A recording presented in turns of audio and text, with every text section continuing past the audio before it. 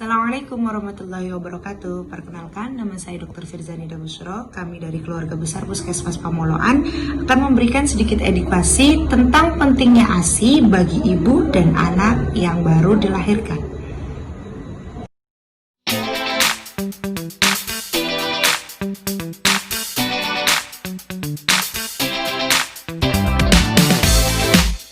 Rekomendasi dari WHO, yaitu Organisasi Kesehatan Terbesar Dunia, menganjurkan seorang ibu untuk melakukan IMD atau inisiasi menyusui dini, di mana dilakukan setelah bayi baru lahir ke dunia. Kemudian setelah itu dianjurkan juga untuk melakukan ASI eksklusif, yaitu ASI memberikan ASI kepada bayinya hingga usia 6 bulan, di mana tanpa memberikan makanan ataupun minuman pendamping lainnya, hanya ASI. Kemudian yang ketiga juga dianjurkan untuk melanjutkan ASI hingga usia 2 tahun dan memberikan MPASI atau makanan pendamping ASI ketika bayi sudah berusia 6 bulan.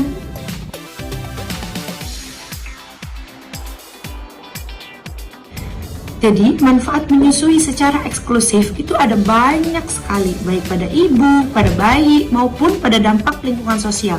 Pada ibu nih, contohnya dapat menurunkan obesitas, mengembalikan berat badan kita seperti semula, kemudian menurunkan resiko kanker payudara, menurunkan resiko penyakit jantung, dan banyak lainnya. Sementara pada bayinya dapat memberikan nutrisi yang dibutuhkan oleh bayi kita. Karena bayi kita adalah bayi manusia, jadi memang lebih baik nutrisinya adalah dari ibunya sendiri.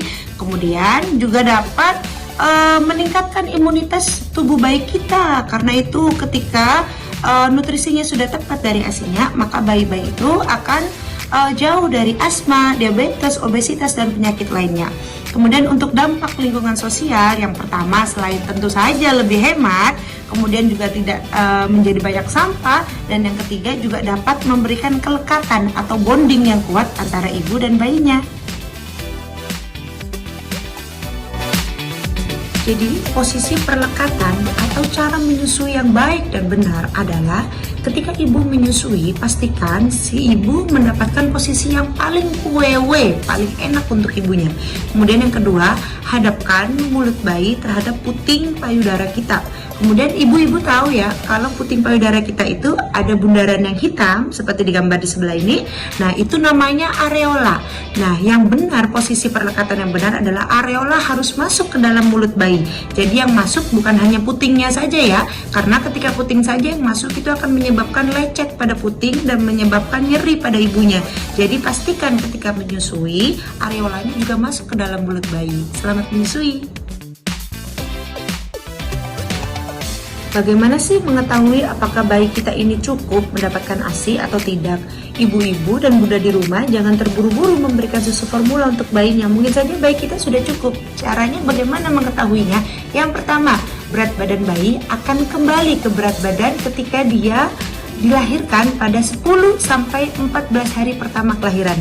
Jadi berat badan bayi kalau turun pada 1 minggu awal setelah kelahiran itu normal bun, enggak masalah. Tetapi dia akan kembali ke berat badan bayinya ketika dilahirkan pada 10 sampai 14 hari. Itu artinya bayi kita mendapatkan ASI yang cukup. Kemudian yang kedua, berat badan bayi akan naik 750 sampai 900 gram pada 3 bulan pertama dan 600 gram pada 6 bulan pertama kehidupannya. Yang ketiga, frekuensi BAB-nya sesuai di tabel di sini ya. Kemudian buang air kecilnya berwarna jernih dan dia tidak pekat. Itu sudah menunjukkan bahwa bayi itu mendapatkan asupan ASI yang cukup. Banyak orang yang bilang bahwa menyusui itu gampang. Padahal kita tahu sebagai seorang ibu yang menyusui itu membutuhkan ketelatenan, membutuhkan kesabaran, dan membutuhkan keuletan dari seorang ibu. Memang benar, ASI itu disediakan oleh Tuhan, tetapi harus kita upayakan agar ASI itu mencukupi untuk bayi yang kita sayangi. Maka dari itu, jangan menyerah dan jangan berputus asa. Kita harus percaya terhadap diri kita sendiri. Kita percaya kepada ketentuan Tuhan bahwa Tuhan akan memberikan apa yang dibutuhkan oleh bayi kita. Itu saja yang bisa kami sampaikan. Apabila masih kurang, tunggu ya penyuluhan selanjutnya. Assalamualaikum warahmatullahi wabarakatuh.